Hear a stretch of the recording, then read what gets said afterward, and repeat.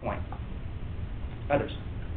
Now, you yourself have raised the possibility that there are problems with the TPM, and you said you may get rid of it or make changes. Mm-hmm. You think now, after looking at this and further analysis, that maybe you gave up on it a little too early? No, I didn't give up on it. What I said was if the legislature wants to make a stand on this issue, that I would work with them next session to come up with a more accurate way if they thought that we needed a more accurate way. After looking at the data, this is pretty accurate, and I think if you go through those materials and you'll see a high correlation of success. You know, and when you get down to it, you know, this is an election year issue that's being raised by a few people to cast doubt on this day. And you can see from all of the summer long, first they went after the cut score, alleging that I had doctored it for, you know, a political year. Well, I don't get involved in that decision. I never get involved in that decision. So that was their first allegation, to try to cast doubt on the work of our teachers in our schools. They tried to cast doubt on it that way. And then they came after this, which was easy because it's a very difficult system. But we're willing to go through the effort to put the data together and put out this question and answer document and sit here and explain everything to you in a transparent way. I would point out, too, that these type of regression analyses are being used across the country. Not just Texas, Tennessee, Ohio, many other states are using these same things. And we're running our numbers against theirs to make sure that we're not letting this help too much.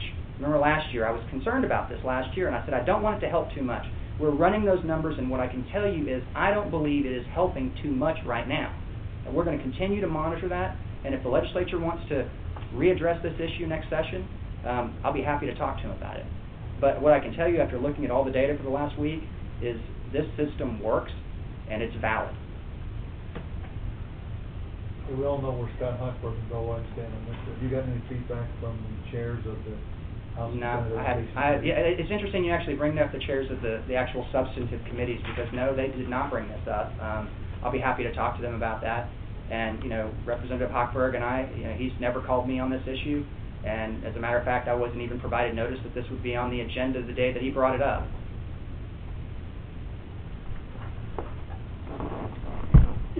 When you go, you know, obviously pretty soon when you do this new testing system, you're going to have to set cut scores for the new testing system, and you're going to have to look at issues like TPM.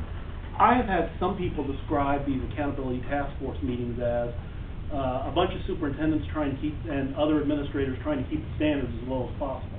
Has there been any thought putting more representatives of the business community on and that's panels? Yeah, and that's why we have representatives of the business community. We have a check and balance there, and you can ask Bill Hammond; he'll tell you every rotten thing he's ever thought I did in the accountability system, and probably at length tell you about it. But you know, we've had people like Sandy Crest, we've had outside folks, and I'm happy to have their input. We need their input because we need a balance there. We don't want our self-interest to get in the way of moving the ball ahead for kids. And I don't think you can look around this table and see anybody here who wants to lower the bar. What they've said is we're raising the bar, and we have raised it consistently over time, and the legislature put this in as a recognition of that increased rigor. So you're saying if some parents are concerned about the validity of these results based on the publicity we've had in the last few months, that future years will prove that we were making the progress that this showed this year? Absolutely, and I think if you look at the data that shows what we projected in 2009 and when we ran it with the actual what happened in 2010, it proved out almost to the campus and district level. I mean, just almost to the exact number in every case. The statute that you read off, one of the key words in that statute is improvement, and one of the things that's discussed at that hearing is, you often will use, for some of the tests, 2 years of data to make your projection. Right. That the student score could go down and they could still be projected as passing. Is that a problem? It's only a problem if the ultimate outcome is wrong. If you project based on the score going down, but the score was based on a more rigorous test, then, and given the fact that we have a different scale score in each grade, you might get a different result than what you actually projected. What we're finding is that our ultimate analysis is over 90% accurate, and that's very high. If you look at ACT in their predictive validity, I think they range somewhere between 70 and 90%. So I think that our overall accuracy is very high.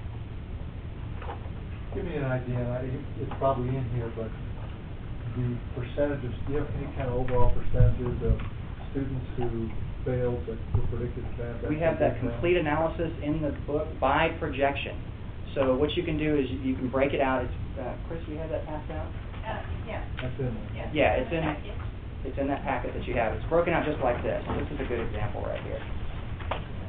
If you can look at grade 4 to grade 5, 2009 to 2010, I don't know if these are numbered, but you had 248,021 students pass at grade 4. Of those, 14,123 were projected to pass in grade 5. 10,854 of those actually did pass. 3,269 did not. However, those projected to fail at 16,317, projected to fail, of those, 7,143 actually passed. That's good news. That means the men and women around this table and their colleagues across the state got this data, intervened with that child, and got them to pass when they were projected to fail. And that error rate, it is an error rate, but it's a good error. It's a good error because it means the schools responded, has been included in your previous discussions about the error rate. And so we did this way to show you that you don't absolutely want 100% projection accuracy because you want the good news to happen too. You want the intervention to happen with the kid, and you want districts to be able to get them to pass. So we broke it all out this way so you could see it exactly for what it is.